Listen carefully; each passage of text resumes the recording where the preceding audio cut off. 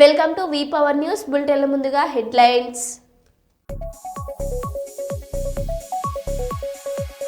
Begumpet airport వద్ద స్వల్ప ఉద్రిక్తత, పోలీసులు వైసీపీ కార్యకర్తల మధ్య తోపులాట.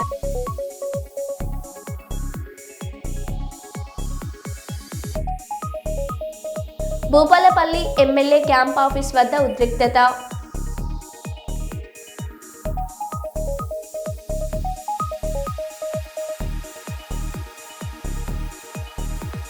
విశాఖ ఎయిర్పోర్ట్లో అభిమానిపై ఆవేశంతో ఊగిపోయిన ఎమ్మెల్యే బాలకృష్ణ.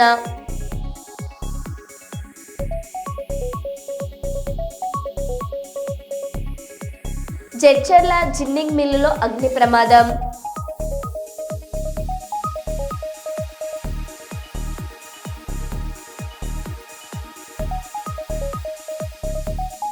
భగవాన్ శ్రీ సత్యసాయిబాబా శత జయంతి వేడుకలు.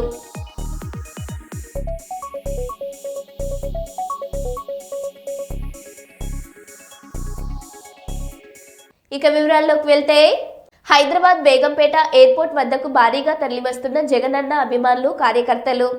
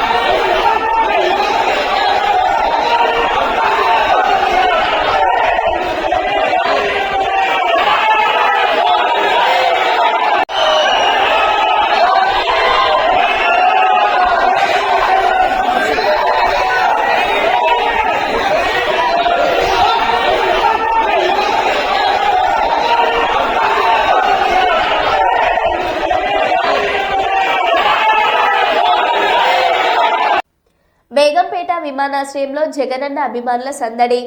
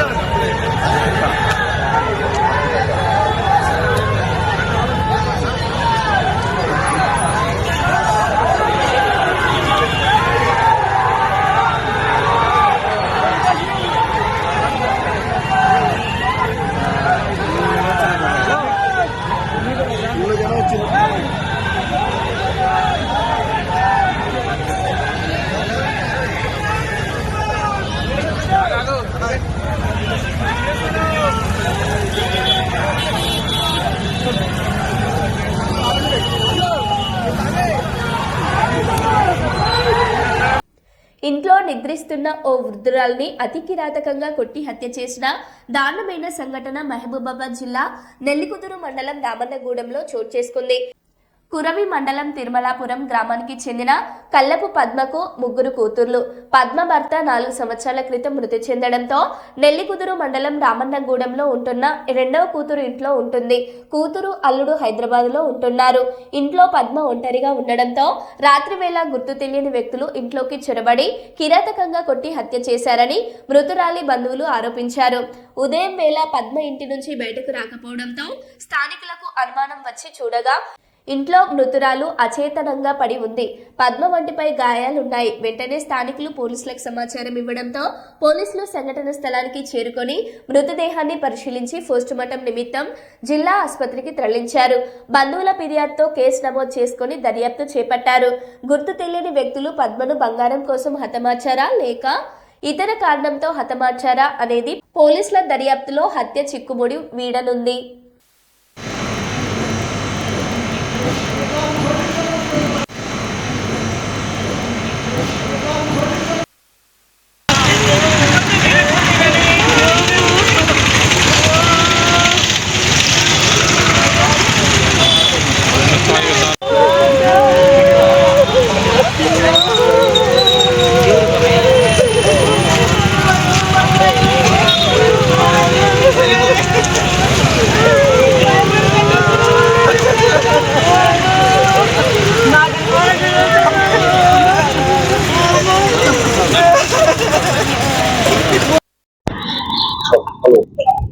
నా పేరు సునీత అండి.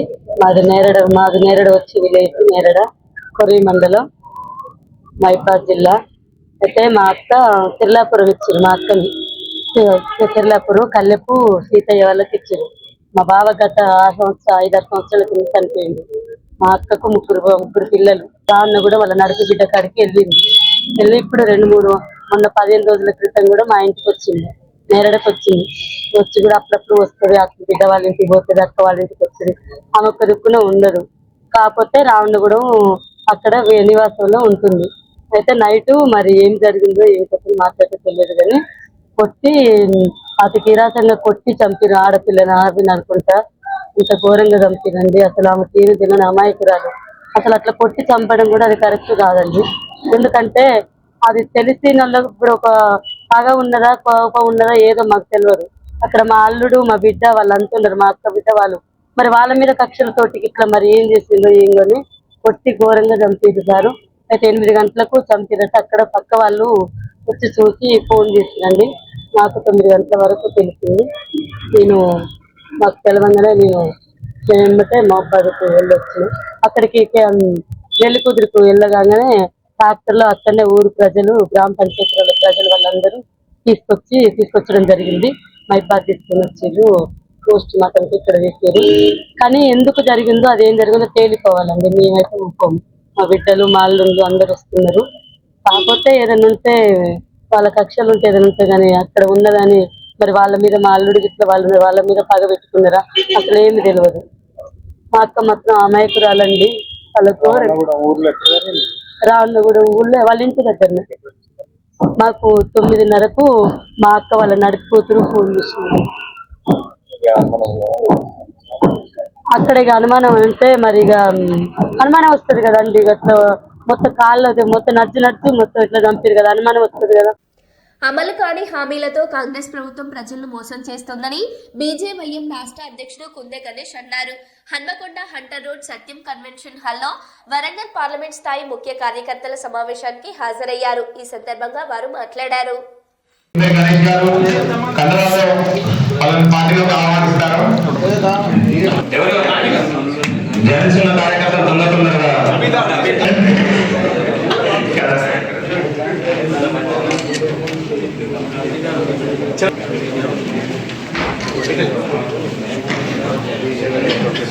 పార్టీ సిద్ధాంతాల కష్టపడి పనిచేసి పార్టీ పైకి తీసుకుంది.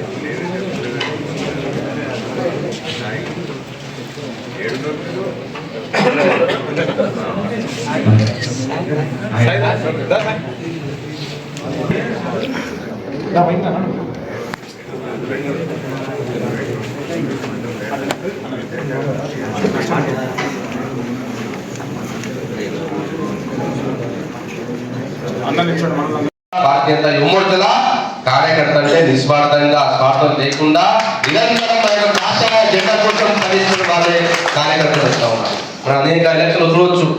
కొంతమంది టిఫిన్ బాక్స్ కట్టుకొని ప్రకారం జూబ్లీస్ ఎలక్షన్లు గెలవగానే కొమ్ములు వచ్చినట్టు వచ్చినాయి. మేము ఎలక్షన్లకు పోతాం అంటారు. ఎన్ని రోజులు ఎందుకు పోలేము ఎలక్షన్లకు? భయపడదు కాంగ్రెస్ పార్టీ. జూబ్లీస్ గెలిచినాం, ఇక మా పని అయిపోయింది. మేము ఇక తెలంగాణ మమ్మల్ని ఆధ్వర్యంలో వరంగల్ జిల్లాకు రావడం జరిగింది. వరంగల్లో ముఖ్య కార్యకర్తల సమావేశం ఏర్పాటు చేయడం జరిగింది. రాబోయే యువమోర్చా ఆధ్వర్యంలో ఏ విధంగా కార్యక్రమాలు చేయాలి, ఏ విధంగా ఉద్యమాలు చేయాలి అనే అంశాల మీద రోజు చర్చించడం జరిగింది. ముఖ్యంగా తెలంగాణ వచ్చినాక 2014లో తెలంగాణ వచ్చినాక నిధులు నియామకాలని పెద్ద పెద్ద హామీలు ఇచ్చి అధికారంలోకి వచ్చినటువంటి బీఆర్ఎస్ పార్టీ ఎదమర్చి ప్రజలను మోసం చేసి కేవలం కుటుంబ పాలనకు కేరా పట్రస్గా రోజు బీఆర్ఎస్ ప్రభుత్వం ఉండే. ప్రజలు తంతే పోయి కేసీఆర్ పోయి ఫామ్ హౌస్లో అనుకుంటారు. ఇప్పుడు ఏదో 2 సంవత్సరాల నుంచి కాంగ్రెస్ ప్రభుత్వం వచ్చింది, ప్రజలకు ఏమో వేస్తుంది, 6 గ్యారెంటీలు ఆ గ్యారెంటీలు ఈ గ్యారెంటీలు అని చెప్పి ప్రజలను మోసం చేసి ఈరోజు కాంగ్రెస్ కూడా అదే నాటకాలు చేస్తూ ఉన్నారు. మొన్న రేవంత్ రెడ్డి మాట్లాడుతూ 1 తారీఖు నుంచి 9 తారీఖు దాకా ఈ 2 సంవత్సరాల కాంగ్రెస్ గవర్నమెంట్ ప్రజలకు ఏ విధంగా సంక్షేమ పథకాలు ఇచ్చిందో వాటి మీదనంట ఆయన వారసత్వాలు ఇచ్చారంట. నేను కాంగ్రెస్ ప్రభుత్వాన్ని ప్రశ్నిస్తూ ఉన్నా, రైతుల రుణమాఫీ ఎక్కడ పోయింది, విద్యార్థుల విద్యా భరోసా ఇక్కడ పోయింది, మహిళలకు 2,500 రూపాయలు ఇక్కడ పోయింది, తులం బంగారం ఇక్కడ పోయింది. ఇవన్నీ హామీలు ఏం చేశారు రేవంత్ రెడ్డి? ఈ రేవంత్ రెడ్డి చెప్తాడు వచ్చిన సంవత్సరంలోనే 2 లక్షల ఉద్యోగాలు అని చెప్పిండు. ఏవి 2 లక్షల ఉద్యోగాలు ఏవి అంటే 2 లక్షల ఉద్యోగాలు ఇచ్చిన నువ్వు వారసత్వాలు చేస్తున్నావా? ఇప్పటికి కూడా ఉద్యోగ నోటిఫికేషన్ లేదు. నిరుద్యోగులకు నిరుద్యోగ వృత్తి ఇస్తాం 4,000 రూపాయలు. ఆ 4,000 రూపాయలు అని ఈరోజు నిరుద్యోగులు ప్రశ్నిస్తూ ఉన్నారు. విద్యార్థులకు విద్యా భరోసా కార్డు ఇస్తా చెప్పిన 5 లక్షల రూపాయలు. ఏవి 5 లక్షల రూపాయలు? ఏ విధంగా నువ్వు ముందుకు వస్తావు ఈరోజు వారసత్వాలు చెప్పి? తెలంగాణ సమాజం ప్రశ్నిస్తూ ఉన్నది, విద్యార్థి లోకం ప్రశ్నిస్తూ ఉన్నది. మొన్న వారం రోజులు ఈ ఇంజనీరింగ్ కాలేజెస్ కావచ్చు, డిగ్రీ కాలేజెస్ కావచ్చు బంద్ ఉన్నాయి. ఎందుకు బంద్ ఉన్నాయంటే ఫీజు రియంబర్మెంట్ గవర్నమెంట్ నుంచి రావాల్సిన డబ్బులు ఇప్పటివరకు ఈ గవర్నమెంట్ రిలీజ్ చేయలేదు. నాగాయలంక కృష్ణానది తీరాన రామలింగేశ్వర స్వామి గుడి వెనుక నదిలో పాములు కనిపించాయి. ప్రతి సంవత్సరం ఈ కార్తీక మాసంలో ఇలా కనిపిస్తాయి అంటున్న స్థానికులు. మొత్తం వచ్చేసింది.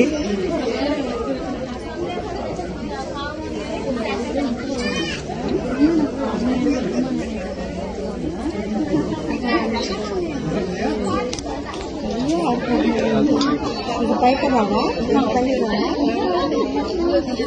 మట్టుకేనా? ఇప్పుడు మనం కింద దిగితే ఏమన్నా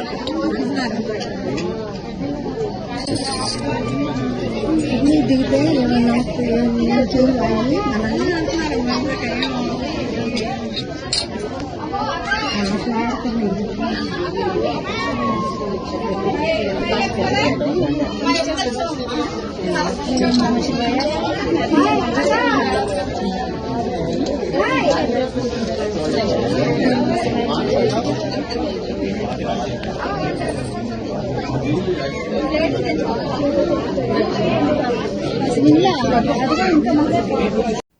బేగంపేట ఎయిర్పోర్ట్ వద్ద స్వల్ప ఉద్రిక్తత.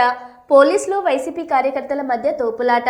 అక్రమాస్తుల కేసులో సిబిఐ కోర్టు ముందు హాజరయ్యేందుకు బేగంపేట ఎయిర్పోర్ట్ కి చేరుకోనున్న జగన్మోహన్ రెడ్డి. దీంతో భారీగా చేరుకున్న కార్యకర్తలు, అభిమానులు. కాసేపట్లో నాంపల్లి కోర్టుకు ఏపీ మాజీ CM YS Jaganmohan Reddy. Court వద్ద పోలీసుల కట్టుదిట్టమైన చర్యలు.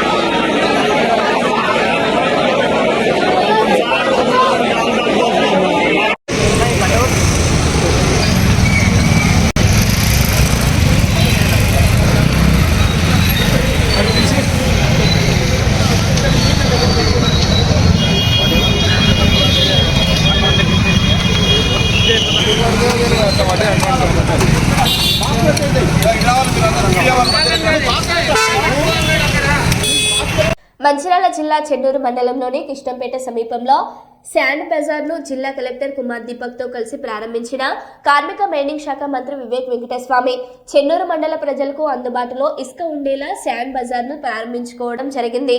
స్థానిక ప్రజల అవసరాలకు గోదావరికని ఇసుకను అందుబాటులో తెచ్చేందుకు శాండ్ బజార్ ఏర్పాటు చేయడం జరిగింది. ఈ కార్యక్రమంలో మైనింగ్ అధికారులు, స్థానిక అధికారులు, ప్రజాప్రతినిధులు పాల్గొన్నారు. ధ్రువంత ఇంద్రశ్చాగ్నిస్పంధారయదాం ధ్రువం అయం ముహూర్తో అస్తు ముహూర్తకాలే సూర్యాది బృహస్పతి ధ్రువంత ఇంద్రశ్చాగ్నిస్పంధారయదాం ధ్రువం అయం ముహూర్తో అస్తు ముహూర్తకాలే సూర్యాది బృహస్పతి ధ్రువంత ఇంద్రశ్చాగ్నిస్పంధారయదాం ధ్రువం అయం ముహూర్తో అస్తు ముహూర్తకాలే సూర్యాది బృహస్పతి ధ్రువంత ఇంద్రశ్చాగ్నిస్పంధారయదాం ధ్రువం అయం ముహూర్తో అస్తు ముహూర్తకాలే సూర్యాది. విశాఖ మద్దిలపాలెం ఇసుక తోట మధ్య గల హైవే ప్రక్కన ఉన్న వంశీ ఫంక్షన్ హాల్ బిల్డింగ్ వద్ద అగ్ని ప్రమాదం. పూర్తి వివరాలు ఇంకా తెలియాల్సి ఉంది.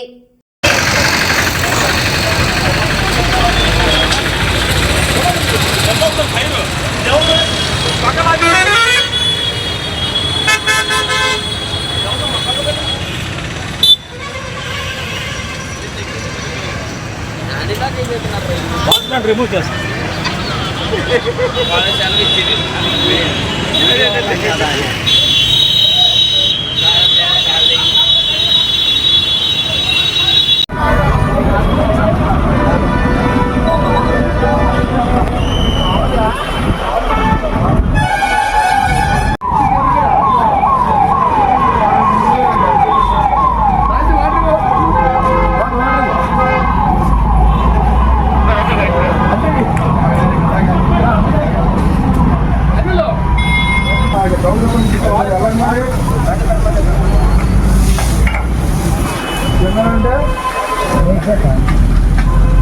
అటుపక్క నుంచి ఓపెన్ లో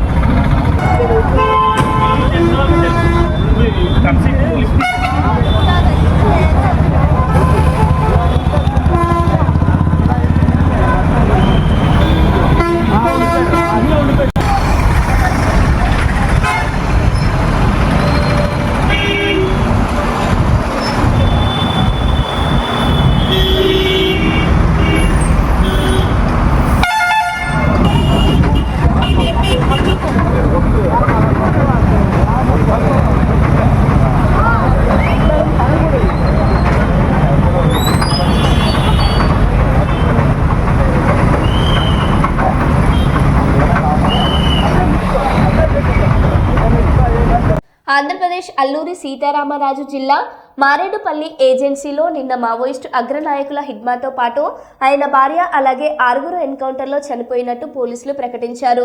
ఈ రోజు కూడా అదే ప్రాంతంలో మరో ఎన్కౌంటర్ జరిగిందని, 7 మావోయిస్టుల నాయకులు చనిపోయారని, అందులో అగ్రనాయకులు దేవోజీ ఆజాద్ కూడా ఉన్నారనేటువంటి వార్తలు వస్తున్నాయి.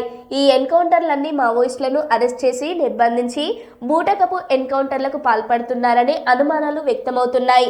ఈ బూటకపు ఎన్కౌంటర్లను సిపిఎం తెలంగాణ రాష్ట్ర కమిటీ తీవ్రంగా ఖండిస్తూ ఈ ఎన్కౌంటర్లపై న్యాయ విచారణ జరిపించాలని డిమాండ్ చేస్తున్నది.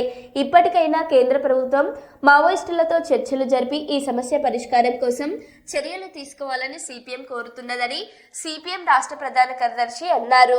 అనేటటువంటి విషయాలు వస్తున్నాయి. ఈ బూటకపు ఎన్కౌంటర్లను సిపిఎం రాష్ట్ర కమిటీ తీవ్రంగా ఖండిస్తుంది. ఈ ఎన్కౌంటర్లపై న్యాయ విచారణ జరిపించాలని చెప్పి డిమాండ్ చేస్తా ఉన్నాం.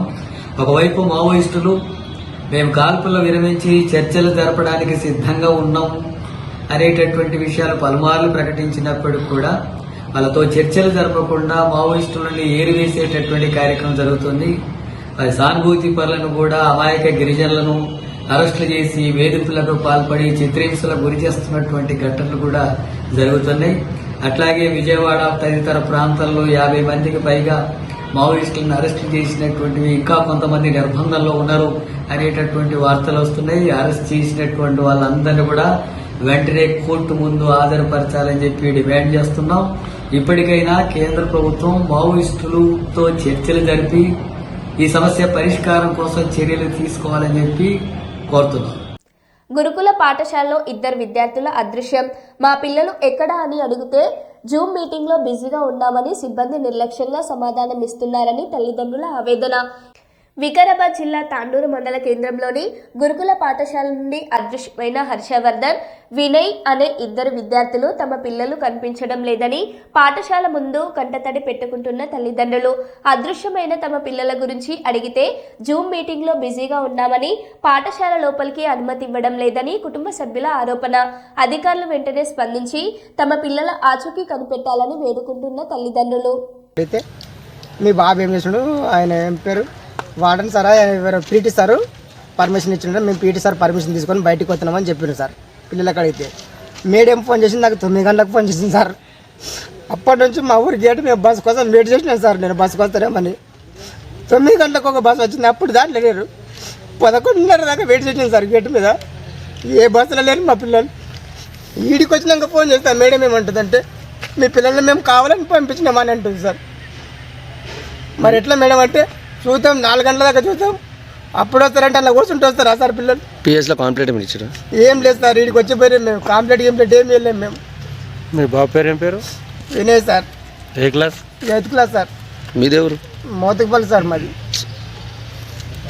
బాబు 9th క్లాస్. పేరు హర్షవర్ధన్. ఏమైందని అడిగింది? ఇక హాస్టల్ కని పంపించినాము 3 days అవుతుంది. పేరు చెప్పండి. ఏమి తాండూరు నుంచి ఇక మాది సలసిపెట్టు రోడ్ అంటే మోతపల్లి విలేజ్. బాబుని 3 days అవుతుంది సార్ పంపించి. మండే రోజు పంపించినాం.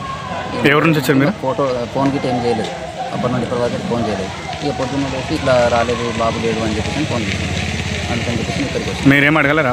వచ్చి అడిగినాం ఎక్కడ పోయింది అంటే చాక్లెట్ తెచ్చుకుంటాం షాప్కి వెళ్తామని చెప్పేసి అని షాప్కి వెళ్ళారు మంచి క్లియర్. ఇక చెప్పిన తర్వాత ఇక ఉన్నాడేమో అక్కడ ఇక్కడ చుట్టుపక్కల భూకైలాస్ అది అంతా తిరిగేసి వచ్చినాం. అక్కడ రైల్వే స్టేషన్ కానీ బస్ స్టాండ్ కానీ అక్కడ తిరిగేసి వచ్చినాం. అదంతా వెతికితే ఎక్కడ లేదు, బాగులేదు. ఇక పిల్లల్ని అడిగితే ఏమంటున్నారంటే చాక్లెట్లు కానీ వెళ్ళిపోయినారు అని చెప్పేసి చెప్తారు పిల్లలు.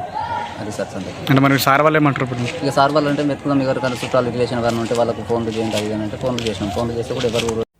కేంద్ర మంత్రివర్యులు గౌరవ కరీంనగర్ పార్లమెంట్ సభ్యులు బండి సంజయ్ అన్న గారు హిందుత్వం గురించి మాట్లాడుతూ, నాకు హిందుత్వమే నా ఊపిరి, అది నా గొంతులో లేకపోతే నా ఊపిరి అయిపోతుందని అర్థం. హిందుత్వంలో తెలంగాణ బీజేపీని అధికారంలోకి తీసుకురావడానికి మేము ఊపును పెంచుతాం. హిందుత్వం కారణంగా జీహెచ్ఎంసీ సీట్లు 4 నుండి 48 సీట్లకు పెరిగాయి. గౌరవనీయులైన ప్రధానమంత్రి శ్రీ నరేంద్ర మోడీజీ ప్రభుత్వం అందరికీ సంక్షేమం అందిస్తుంది. ముస్లింలు క్రైస్తవులు అందరికీ అయితే ముస్లింలు బీజేపీ ఎందుకు ఓటు వేయడం లేదు? ఎన్నికల సమయంలో మసీదులలో మనకు వ్యతిరేకంగా ఓటు వేయడానికి వారు ఎందుకు ఏకమవుతారు? 12% మంది కలిసి ఓటు వేయగలిగితే 80% హిందువులు ఐక్య ఓటు బ్యాంకుగా ఎందుకు మారకూడదు? మనమందరం ఇంటింటికి హిందుత్వాన్ని తీసుకెళ్లి తెలంగాణకు రామరాజ్యాన్ని తీసుకొద్దామంటూ కార్యకర్తలకు సందేశం ఇవ్వడం జరిగింది. సిద్ధాంతానికి అనుగుణంగా హిందుత్వమే మూల సిద్ధాంతంగా మన భారతీయ జనతా పార్టీ ఈ దేశాన్ని 3వ అధికారంలోకి వచ్చిన విషయాన్ని మనం గుర్తుంచుకోవాలి. ఎందుకు మాట్లాడేదంటే హిందుత్వం అమిత్ షా గారు పిలిచిరని నన్ను పిలిచి బండి నన్ను అన్నారు, సార్ నాకు అధ్యక్షుడు వద్దు సార్, నేను చాలా జూనియర్ సార్, నాతో కాదు సార్, చేయడం కష్టం సార్, నాకు కరీంనగర్ తప్ప బయట పెద్ద పరిచయాలు లేవు సార్ అంటే అమిత్ షా ఒకటే చెప్పారు, నువ్వు కరీంనగర్లో ధర్మం కోసం కొట్లాడినావు, హిందూ ధర్మం కోసం కొట్లాడినావు, అదే కొట్లాడ హైదరాబాద్లో కొట్లాడు, ధర్మం కోసం కొట్లాడు, నువ్వు ధర్మం కోసం కొట్లాడు, నేను ఫ్రీగా ఇస్తున్నాను కొట్లాడు అంటే ఇవాళ ఆ రోజు ఇచ్చిన మాట ప్రకారం ఈ తెలంగాణ రాష్ట్రంలో పాదయాత్ర 150 రోజుల పాటు 1600 కిలోమీటర్లు పాదయాత్ర చేసి ఇలా హిందూ సమాజాన్ని జాగృతం చేసి హిందూ లోపల చైతన్యం రగిలించి హిందువులను ఓటు బ్యాంక్ మార్చిన కాబట్టే ఇలా భాగ్యనగర్ లో 4 సీట్లు ఉన్నటువంటి భారతీయ జనతా పార్టీ కార్పొరేటర్లు ఇలా 40 మంది గెలిచిరంటే భాగ్యనగర్ లో హిందువులందరూ ఓట్ బ్యాంక్ మారింది కాబట్టి గెలిచిరన్న. నరేంద్ర మోడీ డబుల్ బెడ్రూమ్లు ఇస్తే అది ముస్లింలకు ఇస్తున్నాడు, క్రిస్టియన్లకు ఇస్తున్నాడు, హిందువులకు ఇస్తున్నాడు. మరి ఓటు ఎందుకు వేస్తలేరన్నా? బీజేపీకి వేస్తారన్నా? వాళ్ళు వేస్తారన్నా? నేషనల్ హైవే చేస్తున్నాడు నరేంద్ర మోడీ తెలంగాణ రాష్ట్రంలో. నేషనల్ హైవే హిందువులకు వేయాలని నరేంద్ర మోడీ, రైల్వేస్ కు నిలుస్తున్నాడు, హిందువులకు వేయాలని నరేంద్ర మోడీ. బియ్యం ఇస్తున్నాడు, హిందువులకు వేయాలని నరేంద్ర మోడీ బియ్యం ఇచ్చేది. టాయిలెట్స్ నరేంద్ర మోడీ హోల్ హిందువులకు ఇవ్వలే, కమ్యూనిటీలు హిందువులకే కట్టియాలే, 15th ఫైనాన్స్ హిందువులు ప్రాతినిధ్యం వహిస్తున్న ప్రాంతాలకు ఇయ్యలే.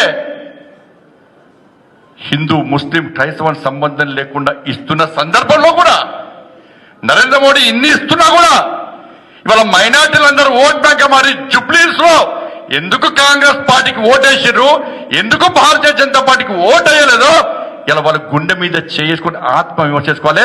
ఎవరైతే వాళ్ళని రెచ్చగొట్టినో మసీదులు కేంద్రంగా ఓటు బ్యాంక్ పార్టీకి చేసి మసీదులకు వెళ్ళి ముస్లింలకు మెసేజ్ ఇచ్చి బీజేపీని ఓడగొట్టండి, కాంగ్రెస్ పార్టీని గెలిపించండి ఇలా ఎవరైతే మసీదులు కేంద్రంగా మౌలానాలు ఇమాంలు ఇలా మెసేజ్ పంపారో వాళ్ళు గుండె మీద చేసుకొని ఒక్కసారి ఆత్మవిమర్శ చేసుకోవాలి. ఎందుకు మాట్లాడుతున్నా హిందుత్వం?